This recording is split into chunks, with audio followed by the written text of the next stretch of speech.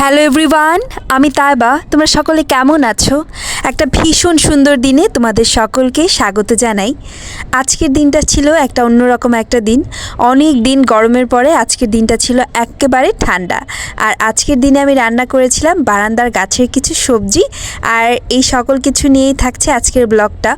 আজকে ঘুম থেকে উঠে দেখি বাইরে একেবারে মেঘলা, বাইরে প্রচণ্ড বৃষ্টি হচ্ছে।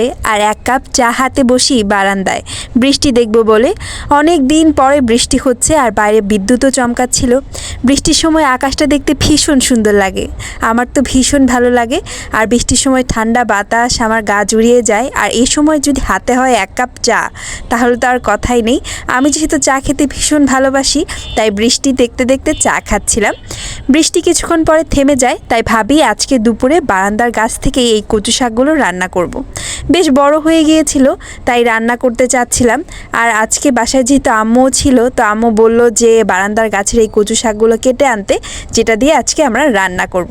বারান্দায় এই অল্প জায়গায় তবু ভীষণ ভালো হয়েছে গাছগুলো, এক একটা পাতা কিন্তু বড় বড় হয়েছে অনেক। বারান্দায় এই একটা টবের মধ্যে যে এত সুন্দর গাছ হবে আমরাও ভাবতে পারিনি। এখানে কিন্তু অনেকগুলো পাতা ছিল। এছাড়াও আমাদের কাছে আরও পুঁই শাকও ছিল, তো ভাবলাম যেহেতু আজকে কচু শাকগুলো রান্নাই করব, এরকম পুঁই শাকগুলোও পেরে নেই। এখানে একটা গাছ, আর বারান্দায় আরও অনেকগুলো গাছ আছে। এরপরে তরকারি রান্না করার জন্য গাছ থেকেই কিছু মরিচ ছিঁড়ে নিচ্ছিলাম। আজকে বারান্দার গাছের সব জিনিস দিয়ে রান্না হবে। কচু শাক দুই একটা করে করে তুলতে তুলতে বেশ অনেকগুলো পেয়েছি। আর এখানে ছিল কিছু পুঁই শাক, কিছু কাঁচা মরিচ। এই মরিচগুলো কিন্তু ভীষণ ঝাল, দু একটা দিলেই একেবারে ঝালে ফাটাফাটি। আর এখানে কিন্তু আমি মোটামুটি কচু শাক ভালোই উঠিয়েছি। আর এক একটা পাতা কচু শাকের ভীষণ বড় বড় ছিল। আর এই কচু শাকগুলো রান্না করলে কিন্তু একটুও ধরে না, এটা একদম ভালো একটা কচু শাক।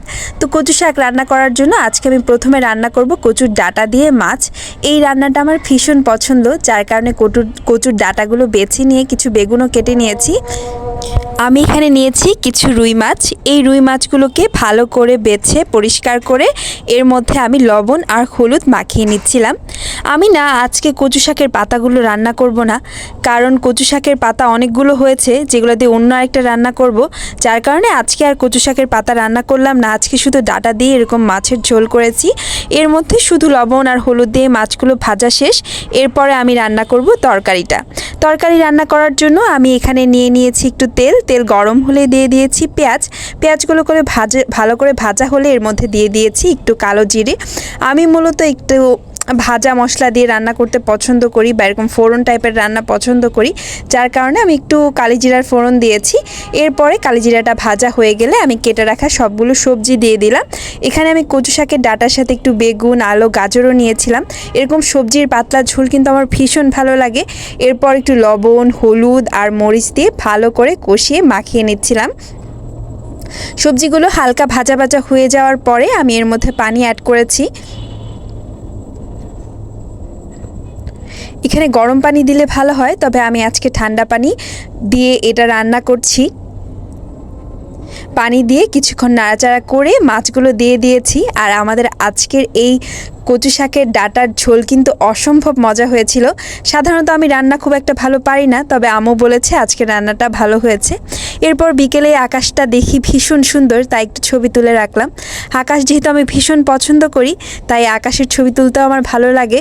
আজকে সূর্যটা ভীষণ সুন্দর না?